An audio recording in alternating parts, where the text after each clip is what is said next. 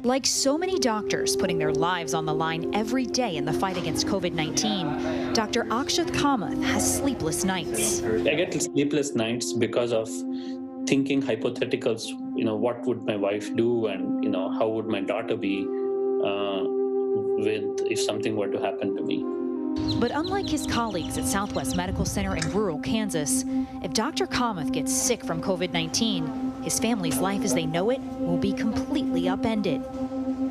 At the back of my mind, I'm always worried about, if I am disabled or, God forbid, I don't make it and I pass away, then my wife and my 3.5-year-old daughter, so they'll have to kind of self-deport back to India.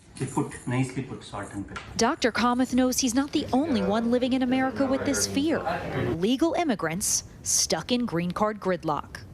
We are advocating for change in immigration laws so that it can reflect the ground reality, and people like us who are fighting to save American lives we don't have to worry about what's going to happen to us if the worst case scenario comes to fruition. Dr. Kamath came to the U.S. from India to practice medicine more than 10 years ago.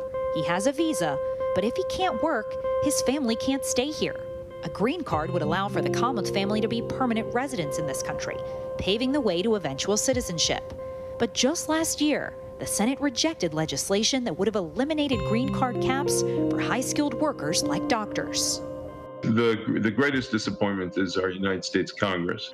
Imagine a doctor who's taking care of those that are vulnerable in our nation and then has to worry about his own back. Dr. Kamath believes it'll be years until he's granted a green card.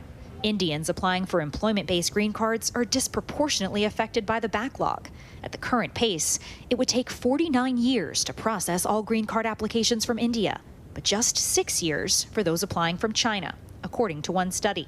But our qualitative and quantitative history of visas, starting with the 1952 Walter McCarran Act, developed and morphed politically, if you would. An Indian doctor is treated very differently than a doctor from London. There is sadly a built-in discriminatory system in place. But the U.S. needs people like Dr. Kamat, especially now.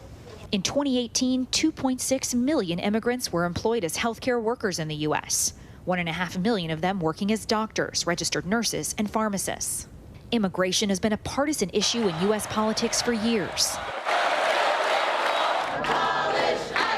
President Trump has touted that he wants people to come in legally. You got to come into our country legally.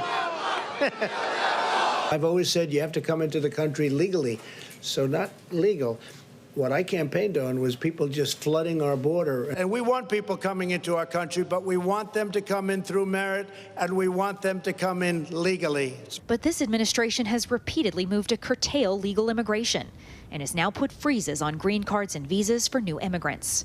Michael Wilds is First Lady Melania Trump's immigration lawyer, but he's critical of the president's policies. Everybody is thrown into one pile, and it's just not appropriate. It's not appropriate when the president lauds himself on wanting a merit-based immigration system, and there are people that are not only the underbelly of our economy, but restoring and maintaining our lives. The government has to have more heart. According to the National Foundation for American Policy, 32% of applications for skilled worker visas were rejected in 2019, compared to just 6% in 2015. The American dream, now made even less attainable by the pandemic. 70% of immigration officers who process visas and green cards face furloughs unless Congress passes a bill to fund them. And just this week, ICE announcing it will force international students to leave the country if they don't attend in-person classes this fall. Am I supposed to be embarrassed for being international? Why am I being treated this way if I didn't do anything wrong and I just want to study? An uncertain future for so many. But Dr. Kamath doesn't see himself anywhere else, saving the lives of others while he risks his own. I consider this to be my home. In spite of everything that's happening, I've never hesitated in coming to work and doing what I'm trained for and what I love doing. Kaylee Hartung, ABC News, Los Angeles.